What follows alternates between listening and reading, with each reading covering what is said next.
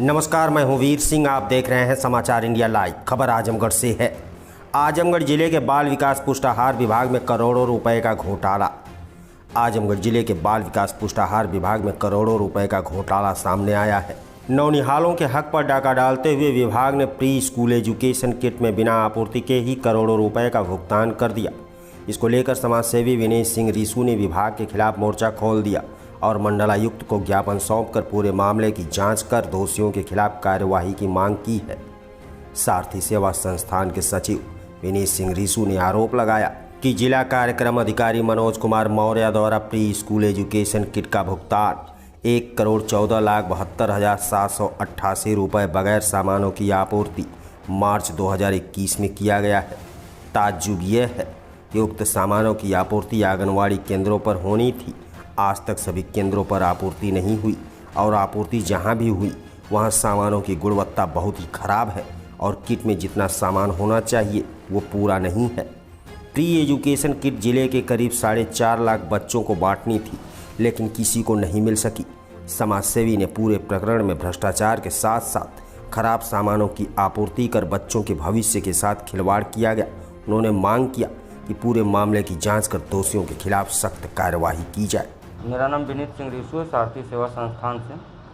बाल विकास सेवा एवं पुष्टाहार विभाग जो है उसके द्वारा एक टेंडर किया जाता है, जिसमें क्या कहते हैं कि आंगनबाड़ी केंद्रों पर जो छोटे बच्चे रहते हैं 3 साल से लेकर के 6 साल तक के बच्चों के लिए प्री किट की व्यवस्था की जाती है। उसी का टेंडर होता है। उस किट में बच्चों के खेलने के साथ साथ पढ़ने का और सीखने का सामान होता है, जिसकी जो शासन द्वारा रेट तय किया जाता है 2252 रुपये तय किया जाता है।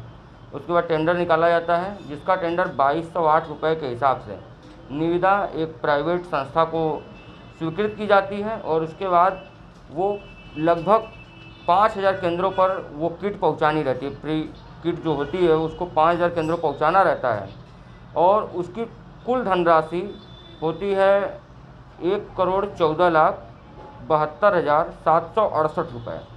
और जब वो सामान हम उसको देखते हैं, कुछ केंद्रों पर जाकर हम लोग स्वयं देखते हैं, तो उस सामान की जो गुणवत्ता रहती है निहायत ही घटिया रहती है। वो सामान आधे अधूरे रहते हैं, सामान का पूरा मानक पूरा नहीं है।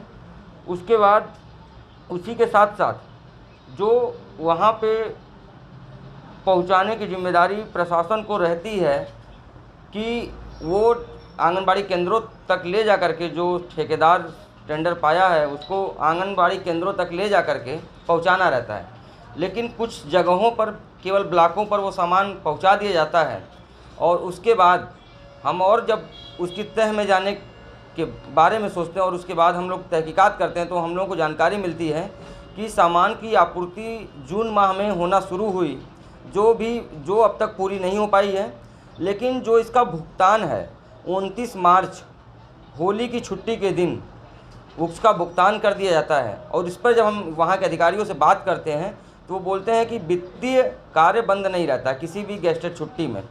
तो ये कहीं ना कहीं पूरा प्रकरण जो है जांच का विषय है कि करोड़ों की जो आपूर्ति होनी थी वो आपूर्ति आधी अधूरी क्यों हुई, जो सामान की गुणवत्ता थी वो पूरी क्यों नहीं है, जो उसका मानक था वो क्यों पूरा नहीं है। तो हम लोग आज कमिश्नर आजमगढ़ से मुलाकात किए हैं, एक शिकायती पत्र दिए हैं और पत्र के माध्यम से हमने उनको जानकारी दी है कि इस तरीके की आजमगढ़ में भ्रष्टाचार करने की मंशा से टेंडर किया गया और लूट की गई, और जिसमें कहीं न कहीं प्रशासन के साथ साथ आला लोग, आला अफसर, आला मंत्री, विधायक मिले हुए हैं। तो इन सभी चीज़ों पे जो हमारे पास दस्तावेज हमने प्रस्तुत किए हैं, इन सभी चीज़ों पे कमेटी बना करके जांच की जाए और कार्रवाई की जाए।